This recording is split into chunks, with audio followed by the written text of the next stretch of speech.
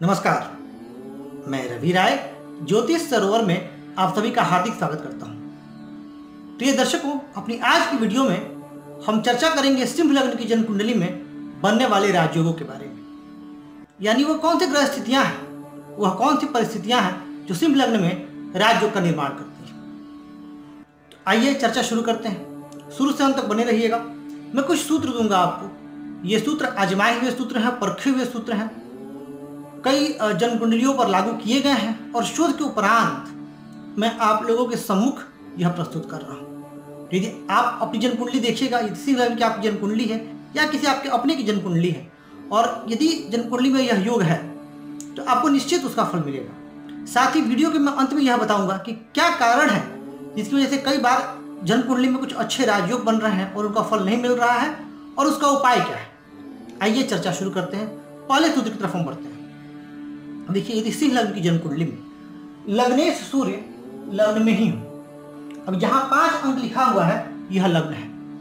यदि सूर्य यहीं स्थित हो जाए और पराक्रम भाव जहां 7 अंक लिखा हुआ है यह पराक्रम भाव है, तृतीय भाव है, यहां शनि उच्च के हो जाए और यह स्थान 9वां भाव, यहां पर स्वगृही मंगल हो तो बहुत ही उत्तम राजयोग का निर्माण होता है। इसके पीछे का तर्क क्या है कि जहां लग्नेश सूर्य लग्न में ही हो गया, यानी लग्न को बल मिल गया।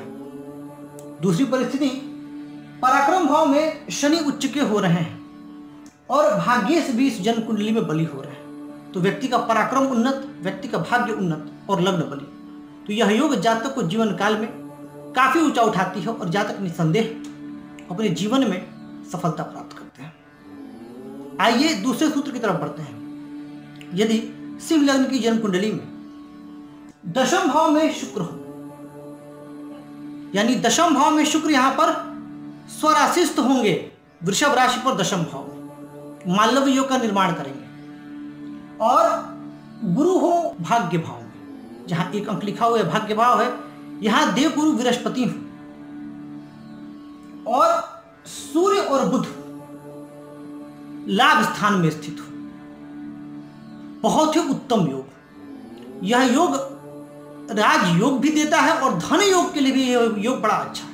हालांकि धन योग पर मैं, यह राजयोग की श्रृंखला खत्म हो जाएगी तो धन योग पर मैं एक अलग से वीडियो बनाऊंगा कि कौन से वो ग्रह योग हैं जो धन प्रदान करते हैं विशेषकर। अब यहां इसके पीछे का कारण जानिए।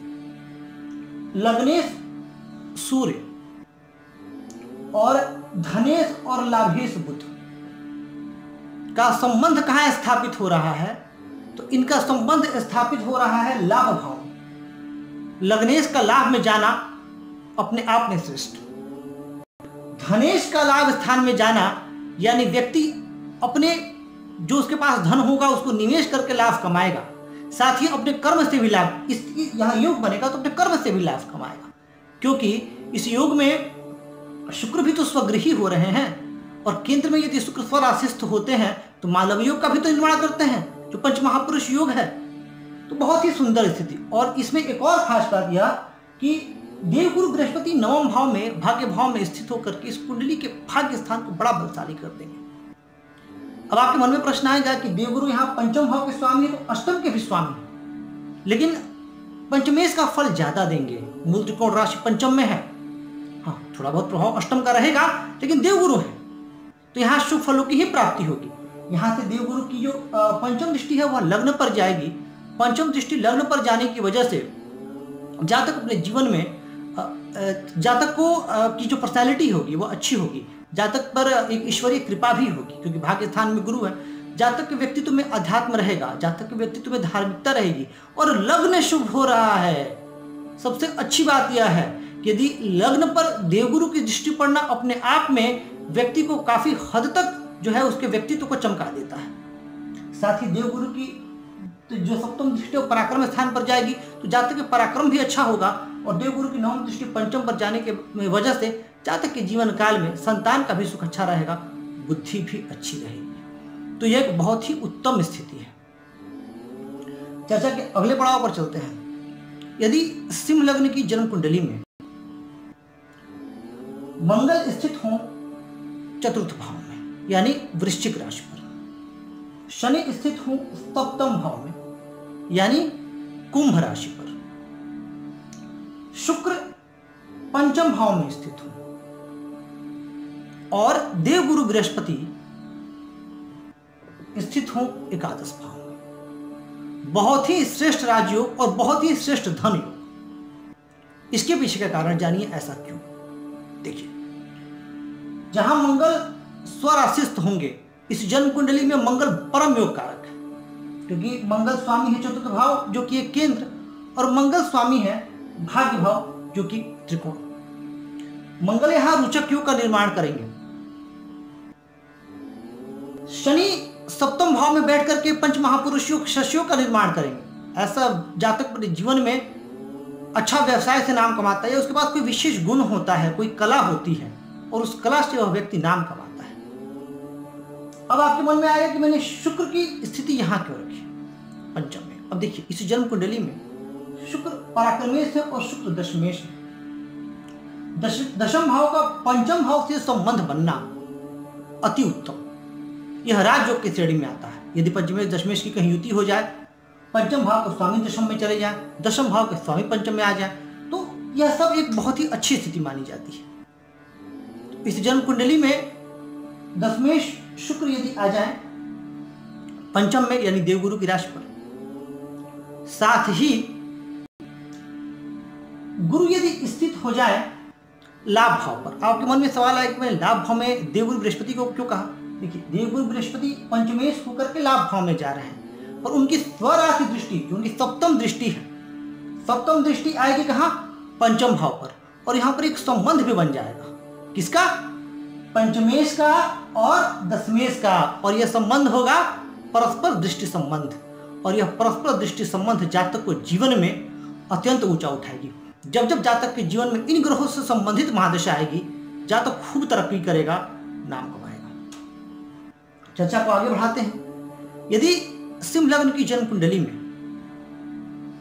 चतुर्थेश और पंचमेश का स्थान परिवर्तन, अब चतुर्थेश हो गए यहां मंगल और पंचमेश हो गए देवगुरु बृहस्पति, यानी देवगुरु बृहस्पति यहां स्थित हो जाएं और सेनापति मंगल यहां स्थित हो जाए, तो जातक जनता से जुड़ करके, या जातक अपनी बुद्धि से, अपनी शिक्षा से, या कोई ऐसा काम करके जिससे जनता लाभान्वित हो, खूब नाम कमाता है, खूब तरक्की करता है और खूब धन कमाता है। उसकी प्रतिष्ठा बरकरार रहती है और समाज में उसको मान सम्मान आदर की निगाह से देखा जाता है। ठीक यही परिवर्तन यदि नौमेश और दशमेश का हो, यानी इस जन्म कुंडली में नौमेश हो गए मंगल और दशमेश हो गए शुक्र।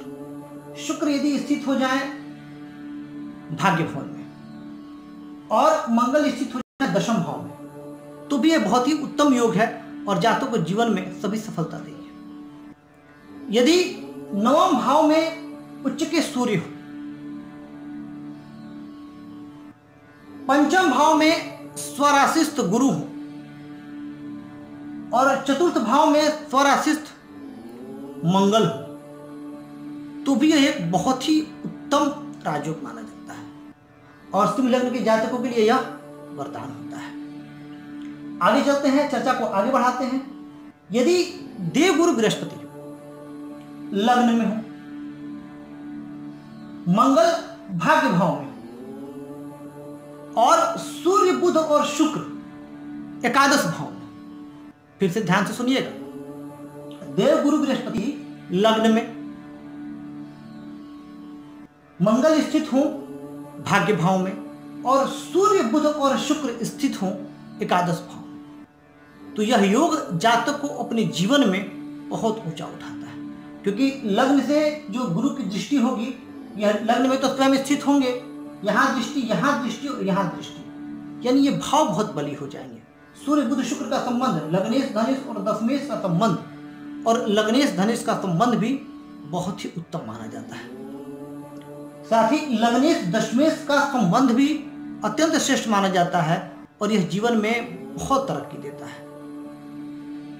अच्छा, कई बार ऐसा भी हो सकता है कि लग्नेश सूर्य, हालांकि इसको मैं विपरीत राज्यों में कवर करूंगा, पर आज की जानकारी के लिए बता देता हूं, कई बार ऐसा भी हो सकता है कि लग्नेश सूर्य और धनेश और लाभेश बुध अष्टम स्थान में स्थित हो जाए। कई जन कुंडली में ऐसा पाया जाता है। अभी हाल में ये जन कुंडली मेरे पास आई थी, इसलिए यह चर्चा यहाँ पर मैं कर देना उचित समझता हूँ। अगर अष्टम भाव में स्थित हो और शुक्र स्थित हो दशम भाव में, गुरु स्थित हो नवम भाव में और मंगल स्थित हो छठे भाव में, यानी 6th हाउस में, अब यहां पर बड़ी सुंदर कॉम्बिनेशंस बनेंगे। यह मैं नाम नहीं लेना चाहता जातक, जिस भी जातक की कुंडली है बड़ी अच्छी पोजीशन में वो जातक है।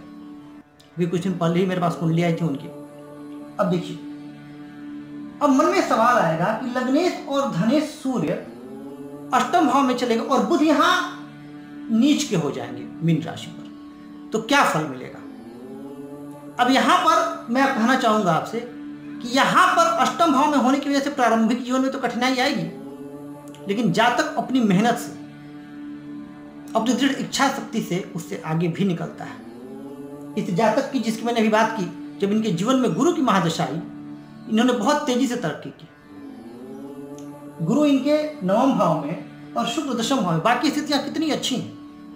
और छठे में उच्च के मंगल, और उच्च के मंगल की एक और जो ध्यान देने वाली बात है, उच्च के मंगल की जो चतुर्थ दृष्टि है वो भाग्य भाव पर जा रही है। ग्रहों की आमतौर पर ग्रहों की सप्तम दृष्टि होती है, यानी प्रत्येक ग्रह अपने से 7वें घर को देखते हैं, लेकिन मंगल, शनि, गुरु, इनको कुछ और भी दृष्टियां प्राप्त हैं, जिसमें मंगल को चतुर्थ दृष्टि प्राप्त है।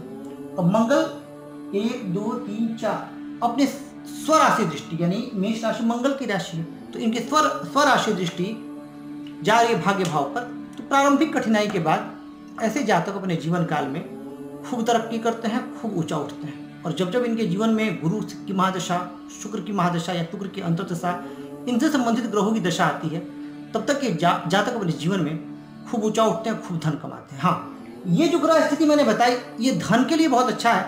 थोड़ा सा ये सरकारी नौकरी में बाधा दे सकता है, फिर भी यदि जातक प्रयत्न करे तो इनको सरकारी नौकरी में भी उच्च पद मिल सकता है। तो प्रिय दर्शकों, ये थे कुछ चुनिंदा राजयोग। देखिए, सिंह लग्न में और भी कई कॉम्बिनेशन हैं। नीचभंग राजयोग बनेगा, विपरीत राजयोग बनेगा, गजकेसरी योग बन सकता है, और भी कई कॉम्बिनेशन बन सकते हैं। पर मैंने कुछ चुनिंदा राजयोग जो आमतौर पर आपने कम सुने हों, यह मैं आपके लिए प्रकाश में लाना चाहता था। साथ ही मैं आप सभी से कहना चाहूँगा कि वीडियो को लाइक करें, सब्सक्राइब करें और शेयर करें, और जितना हो वीडियो को शेयर करें, ताकि जितने भी सिंह लग्न के जातक, यदि जो प्रचलित राजयोग है वो ना हो और ये ग्रह स्थितियां भी उनकी जन्म कुंडली में हों, तो इसको देख करके वो लाभान्वित हो सके और अपने जीवन में तरक्की करें। अब मैंने आपसे एक बात कही थी कि ऐसा क्यों होता है कि राजयोग का फल नहीं मिलता। देखिए, यदि लग्नेश में अंश बल ना हो या नवमांश या दशमांश कुंडली में ग्रहों में बल ना हो, उन परिस्थितियों में राजयोग का पूर्ण लाभ नहीं मिलता। इसको हम एक उदाहरण से समझ लेते हैं। जैसे मैंने लग्नेश सूर्य को अष्टम में कहा था, पर यहाँ प्रारंभिक कठिनाई आई, पर यहाँ अंश बल होना आवश्यक है ग्रह। हालांकि सूर्य निमित्त राशि में है, पर अंश बल होना आवश्यक है। और अष्टम भाव पर यदि आपको विशेष जानना हो तो मेरा वीडियो अष्टम भाव पर, आप उसको भी देख सकते हैं। दूसरी बात, जो नवमांश कुंडली होती है और दशमांश कुंडली होती है, तो ग्रहों का बल, जैसे यहाँ पर मान लीजिए कि शुक्र इस कुंडली में दशम भाव में बड़ी अच्छी स्थिति में दिख रहा है, यदि कहीं नवमांश में कन्या राशि पर चले गए, या देवगुरु बृहस्पति यहाँ स्थित है या यहाँ स्थित है और अच्छी स्थिति में दिख रहा है, लेकिन यदि नवमांश कुंडली में मकर राशि पर चले गए, नीच के हो गए, या D10 चार्ट जिसको हम करियर विचार के लिए बहुत ज़्यादा महत्व देते हैं, तो D10 चार्ट में भी इनकी पोजीशन खराब होती है, तो इन ग्रहों का संपूर्ण लाभ नहीं मिल पाता है। और दूसरा कि आपके जो ग्रह अच्छे हैं, जो ग्रह राजयोग का निर्माण कर रहे हैं, उन ग्रहों की महादशा आ रही है कि नहीं। यदि उनकी महादशा के क्रम में गड़बड़ी होगी तो भी समस्या आती है। इन वजह से राजयोग का पूर्ण लाभ नहीं मिलता है। उपाय क्या करना है? जिन भी ग्रहों, जब जो ग्रह आपके राजयोग बना रहे हैं, यदि वो अंश बल में कमजोर हैं या नवमांश दशमांश कुंडली में कमजोर हैं, तो आप उनसे संबंधित देवता की पूजा पाठ करके उसको बलि कर सकते हैं। आज के लिए बस इतना ही। आशा करता हूं दर्शकों कि आपका प्यार, आपका स्नेह यूं ही बना रहेगा, और आप चैनल को कमेंट करेंगे, लाइक करेंगे और सब्सक्राइब करके इसको प्रसारित और प्रचारित करते रहेंगे, ताकि जो ज्योतिष का ज्ञान है वह बढ़ता रहेगा। नमस्कार।